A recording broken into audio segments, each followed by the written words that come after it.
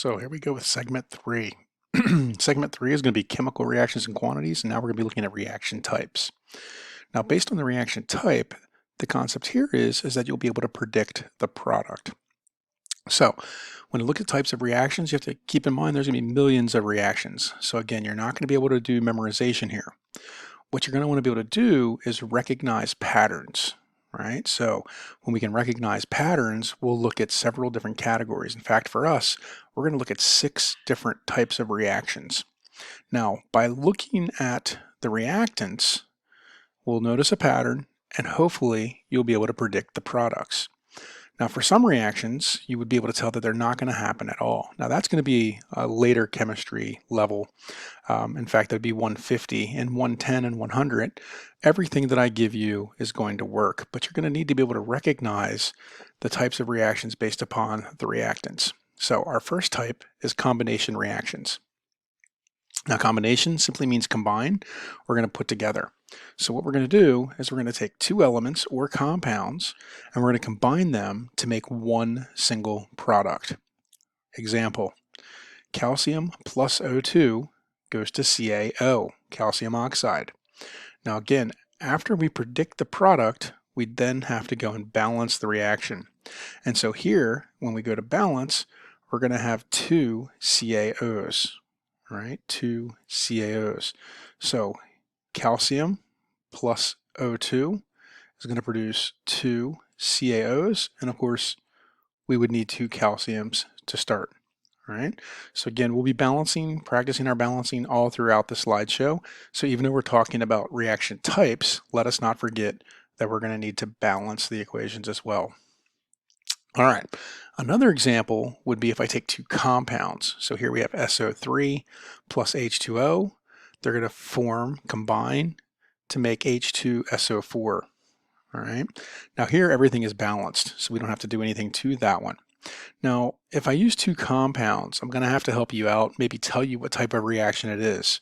However, when it's simply going to be elements, you should be able to predict them. So for instance, what your questions will start to look like is this: magnesium plus nitrogen goes to what? And what I'm going to tell you to do is say, okay, you're going to pull magnesium over, and you're going to pull nitrogen over. And now we're going to go to our periodic table. And we're going to not pay attention to the reactants at all at this point. We're only going to be focused on the products. We're going to look at our periodic table, and magnesium is group 2A, so it's going to be plus 2. Nitrogen is 5A, so it's going to be a minus 3. We're then going to crisscross them, so we're going to get Mg3N2. Now at this point, that's our product. This 2 came from the balancing of the charge. It had nothing to do with the reactants. All right, we pulled 1 nitrogen over. We crisscrossed based upon their charges. It just works out that it happens to be 2 on both sides. In order to balance this equation then, now that I have the product, I'm going to put a 3 in front of the magnesium. And that's going to give me the final equation. 3 magnesium plus 1 nitrogen, N2, is going to produce 1 Mg3N2. All right. So let's do a little bit of practice here. I'm going to put them all up and then I'll give a pause so that you can pause the video and then come in and do the work, and then you can start it again and see how you did. So we have calcium plus chlorine, iron plus oxygen, and here I'm telling you that it's iron 2. Remember, with transition metals, it could be a different charge, and so here I'm telling you what the charge is going to be. Then we have aluminum plus oxygen, and then of course the key here is you have to remember that the first step is to write the correct formulas. Then we're going to balance. All right, so again, I'm going to pause here so you can pause the video, and then you can start it again when you're ready for answers. All right, so now you might have started the video again, so let's go into the answers. We have calcium plus chlorine, and so I'm going to pull 1 calcium over. I'm going to pull 1 chlorine over.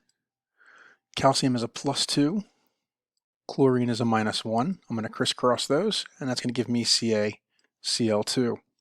Since I have 1 calcium and I have 2 chlorines on both sides, I don't need to do anything to this to balance it. For the second one, we have iron plus oxygen, giving us iron 2 oxide. The iron 2 oxide, if you know the name, then we know it's going to be Fe, is going to have a plus 2 charge. Oxygen we know has a -2 charge, and so that's going to be simply FeO. At this point we need to balance it, so we'll put a 2 in front of the FeO. That's going to give us our 2 oxygens. Also generates 2 iron, and so I need to put a 2 in front of the iron to balance it. All right, last but not least, we have aluminum plus oxygen, and so that's going to give us AlO. Aluminum is a +3, oxygen's a -2. I'm going to crisscross these, and so I'm going to get Al2O3 as my product. Now I want to balance the whole reaction. So here, the first thing I notice is that oxygen's coming in evens here and odds over here. To make that work, I'm going to need to use the common factor of 6. And so I'm going to put a 3 in front of the O2 and a 2 in front of the Al2O3. Now I can go 2 times 2, that gives me 4 aluminum, and simply put a 4 in front of the aluminum. Now, had I started with a 2 in front of aluminum to balance it first, I could have then used the doubling trick, and that would have given me the same answer. All right, so those are your answers for writing and balancing combination reactions. The next type we're going to look at is going to be decomposition reactions. Decomposition is coming from decompose, which means to fall apart, and it's just the opposite of the combination reaction. So instead of putting things together, we're now going to take them apart. Now we're going to start with one reactant, and it's going to fall apart into 2 or more elements or compounds. So again, I'll give you some examples here. Sodium chloride. If I take table salt and I pass electricity across, I can get sodium metal and chlorine gas. Please don't try that at home. The chlorine gas will be noxious and it will probably make you very sick. All right, so I want to balance this now that I have the reaction. We have 2 chlorines here, so I'm going to need a 2 in front of the NaCl. That's going to give me 2 sodiums, and so I'll put a 2 in front of the sodium. And that would be my balanced equation. Now again, instead of being 2 elements, it could be 2 compounds. So here we see calcium carbonate. If I add a little heat, I'll get calcium oxide and CO2, carbon dioxide. And if I go to balance this, I'll see that it's already balanced. Now, as long as it's going to be a binary compound, in other words, break apart into 2 elements, you should be able to predict that. Okay? That means it's just going to fall apart into the 2 elements that it's made of. For instance, if I take water and I pass electricity across that, it's going to decompose. The products here are going to be the 2 elements. So I'm going to bring a hydrogen across, plus I'm going to bring an oxygen across. Now remember, back a few segments ago here, I told you about diatomic molecules. Since we're making elements, we're going to have to ask ourselves, are these elements going to be diatomic? And of course, the 1+7 rule tells us that hydrogen is, and so is oxygen. So I have to write those subscripts in. Now that I've got the products, now I'm ready to balance the entire equation. So I have 2 hydrogens and 2 hydrogens, but here I have 2 oxygens and only 1 oxygen. So I'll put a 2 in front of the water. That'll give me my 2 oxygens, and then I'll need to put a 2 in front of the H2 to give me 4 hydrogens. All right. Another example would be mercury oxide. With a little heat, it will decompose. So I'll pause here, give you a chance to do it, and then you can restart it and see how you did. All right. So to get the answer, we'll take mercury oxide, we'll break it apart into mercury plus oxygen. Remember, oxygen's diatomic, so that's going to be O2. That means I'm going to need 2 mercury oxides, which of course is going to generate 2 mercuries. All right, hopefully you're getting the hang of that, and it's not too tough. Now, if it's a compound and has more than 2 elements, you must be given one of the products. So in other words, I have to give you a little help. The other product would simply be made from the missing pieces. So for instance, if I take nickel carbonate and I add a little heat, it's going to decompose. When it decomposes, I'm going to have to give you some help here. So what I'll probably do is say it's going to give you blank plus CO2. And what you'll have to do is figure out what's going to go in the blank. And the way you'll do that is simply by looking at what you started with and what you already have. Did we use the nickel? No, we didn't. All right, so the nickel is going to go in the blank. Did we use the carbon? Yes, we did. Did we use the oxygens? Well, we used 2 of them, but 1 was left over. The one that's left over will go in the blank.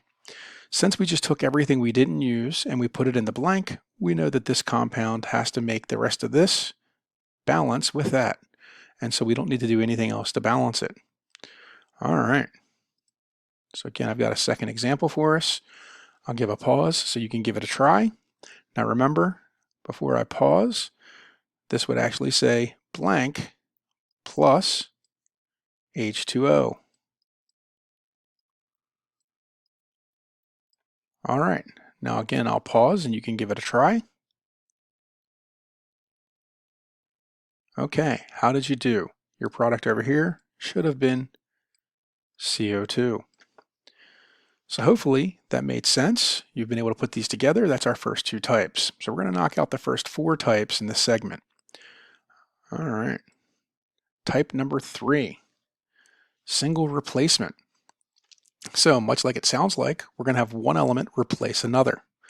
That means our reactants are going to start off as an element and a compound. The element that's by itself is going to replace one of the elements in the compound. That means your product is going to end up being a different element and a new compound.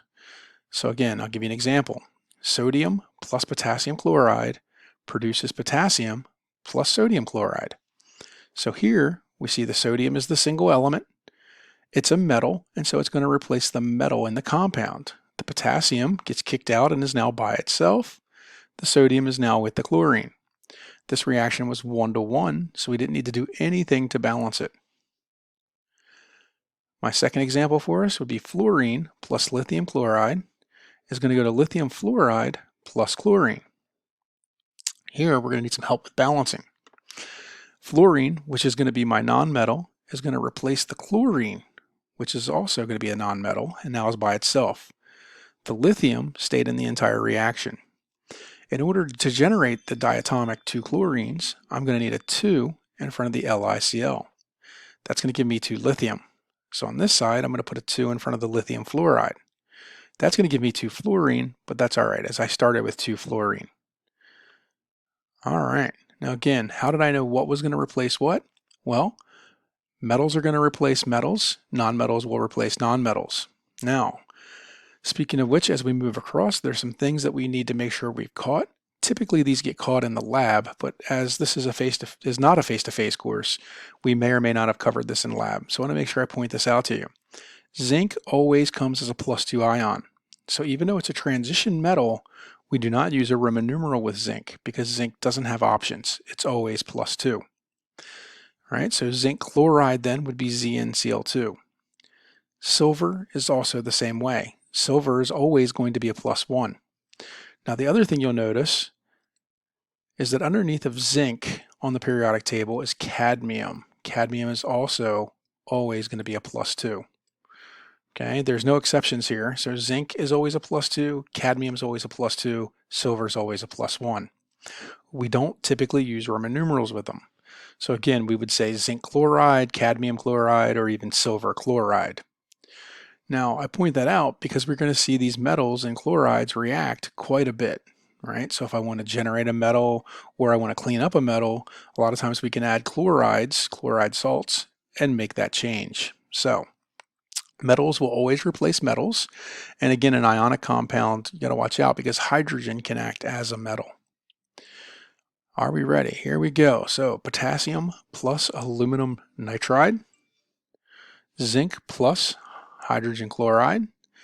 And then I'm going to give you a hint. You can think of water as HOH, and the metals are going to replace one of the hydrogens to combine with hydroxide. Okay, so hopefully you see this as hydrogen and a hydroxide. And that means I'm going to give you reaction number 3, which is sodium plus HOH. And again, I'm going to pause here, give you a chance to work these problems out with my one little hint, and then I'll give you some answers. All right, so that was a 2-second pause. Maybe you stopped, maybe you didn't. You're just going to wait to see the answers, or maybe you gave it a try and now you're ready to look for some answers. So here we go. I'm going to take potassium as a metal. It was by itself. It's going to replace the aluminum to make Kn. The aluminum is going to get kicked out by itself. Now the order in which I write these doesn't matter. I could have simply written the Al first plus the K and the N. That would have been fine. So the order in which we write the two pieces doesn't matter. It's happening at the same time. Now to finish this off, potassium is a +1, nitrogen's a -3. I'm going to crisscross that and make K3N. Now, to balance it, I'll need a 3 in front of the K. How'd you do? Hopefully you did well, or at least you understood your mistakes when I explained. If not, again, make sure you get a hold of me, come to a student hour, or make an appointment, get some tutoring done. For the second one, we have zinc plus HCl. H, I'm going to write first this time just to show that you can write it in any order. The zinc is going to kick the hydrogen out. Remember, the hydrogen can act as a metal if it's written first. It's a +1 ion. I'm then going to make zinc chloride, ZnCl2. Remember, zinc is always +2, chlorine's a -1, and I crisscross them. Hydrogen, when it's by itself, is diatomic, so I'm going to need a 2 here. Did that catch you, or did you catch that? Hopefully you caught that. Now I'm going to put a 2 in front of the HCl. That's going to give me 2 hydrogens and 2 chlorines, which is going to balance that reaction. All right, for my last example here, we've actually seen this reaction before, and I tried to point out to you then that you could think of hydroxide as a polyatomic. The sodium is a metal. It's going to replace the hydrogen out front as a metal. So I'll write that hydrogen first, and then I'll write the sodium with the hydroxide. So we have NaOH. All right, hydrogen here is diatomic. It's going to need a 2. This is +1 -1, right? So I don't have to do anything there. Now I'm going to need to balance it. So I generated 2 of these hydrogens to make that H2. So I'm going to put a 2 in front of the H2O. That's going to give me my 2 hydrogens, but it also generates 2 hydroxides. So now I'm going to put a 2 in front of the sodium hydroxide. That's going to give me 2 sodiums. So I'm going to go back over here and put a 2 in front of the sodium. Now if you needed to make tables for these, that's fine. Feel free to make tables and check your tables just to make sure that you've got the final balancing. That's all that I'm going to be looking for anyway. All right, that's 3 of our 4 types knocked out. Type number 4 is double replacement. 2 things are going to replace each other. So now your reactants must be 2 ionic compounds or acids. They could be bases as well. It just needs to be ionic. That's going to be the important part. Typically, these are going to take place in an aqueous solution, so there'll be some water in there, but that's not going to affect the reaction. Our example here will be sodium hydroxide plus iron 3 chloride. And what's going to happen now is instead of having a single sodium by itself, so if I made that hydroxide go away, it would look like a single replacement reaction, and sodium would kick out iron. But here, I have 2 compounds. It's no big deal, except the hydroxide is going to get left behind. The iron, which is positive, will be attracted to the hydroxide. So in essence, the 2 positive ions are simply going to change place. So my first line that I'm showing you is this. The sodium and the iron have changed place. The iron is now with the hydroxide. The sodium is with the chlorine. The next thing we'll do is balance those charges by crisscrossing. So the 3 here will go to the hydroxide, 1 will come to the iron, and of course these 2 are 1 to 1. So my final reaction would look like that. Now this is not balanced, but this is the reaction. We have sodium hydroxide plus iron 3 chloride going to iron 3 hydroxide plus sodium chloride. Notice the iron's charge stayed the same throughout the entire reaction. That's important to note. So since this is a double replacement reaction, the transition metals charge did not change. Now coming up, one of our types we're going to see, that will happen. The transition metals charge will change in the reaction. So maybe iron goes from +3 to +2, or iron goes from +2 to +3. That's a different type of reaction called oxidation and reduction. That is not a double replacement reaction.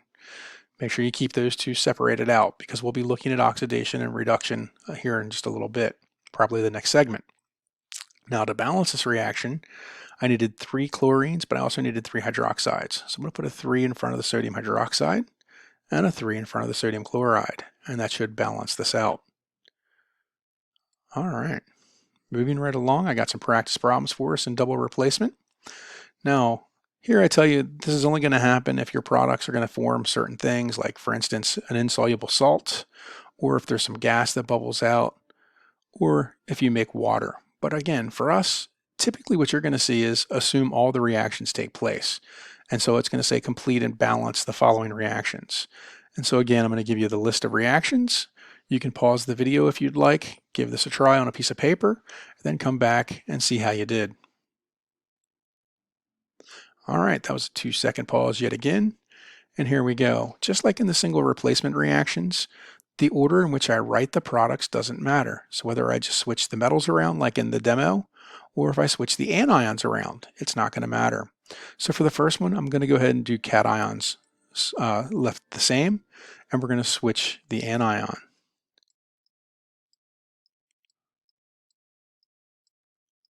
Obviously my recording program here is lagging a little bit. There we go. Now it looks like an OH. Again, I'll leave the sodium here, and I'll move the chlorine over to it. Now, hydroxide is a -1, calcium's a +2, so I'm going to crisscross that, and I'm going to need 2 hydroxides. Sodium's a +1, chlorine's a -1, so I don't have to do anything there. Now to balance this, I'm going to need 2 sodium chlorides, as well as 2 sodium hydroxides. All right, now this one I'm going to go ahead and move the cations around. So I'm going to move potassium over. Potassium's going to go with chlorine. Potassium's a +1. Chlorine's a -1, so that's going to go 1 to 1. And then I'm going to make copper. Now copper, in this first one, has got a Cl2. That's a -1 twice. The copper's got to be a +2. Sulfur's a -2. So +2 minus 2 is going to give me CuS. Again, to balance this then, I'm going to need 2 chlorines and 2 potassiums. So I'm going to put a 2 in front of KCl. All right. Hopefully you're doing well with these. And again, if you need some help, make sure you get in touch with me. Either schedule an appointment or come to a student hour. All right, let's see. Here I'm going to keep them the same again. So I have potassium and iron. So potassium is now going to go with the nitrate. Potassium's a +1. Nitrate is a -1. So that's going to be KNO3.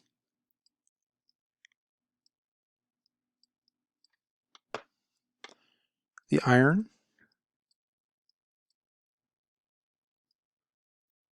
is now going to go with the hydroxide.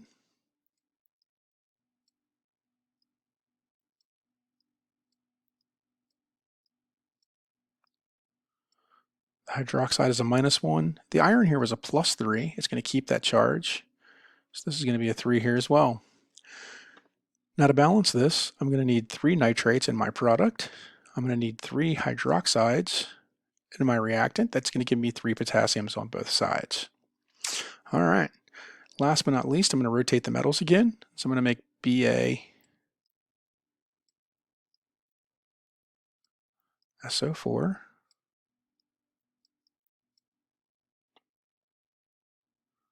plus ammonium fluoride NH4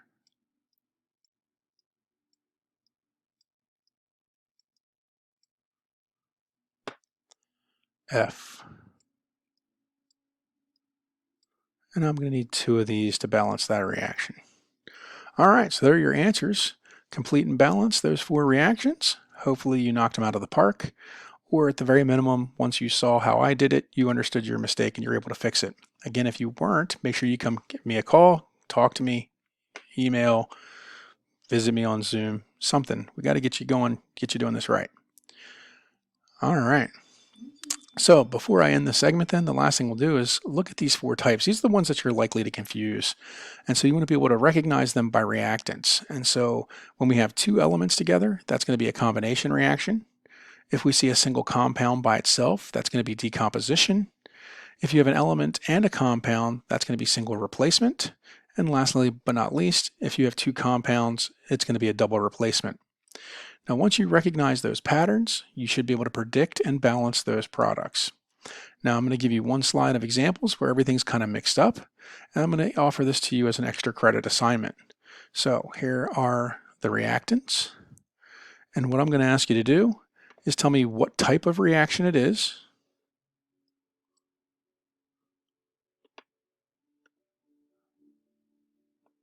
So you're going to need to tell me what type of reaction. Oh, my program's not keeping up with me. Then I'm going to want you to complete it.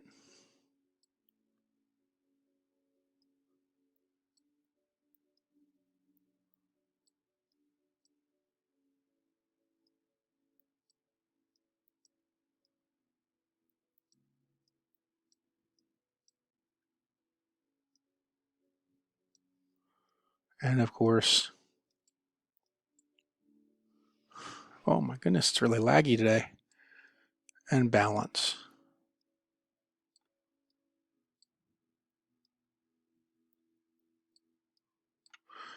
And this will be worth 10 points.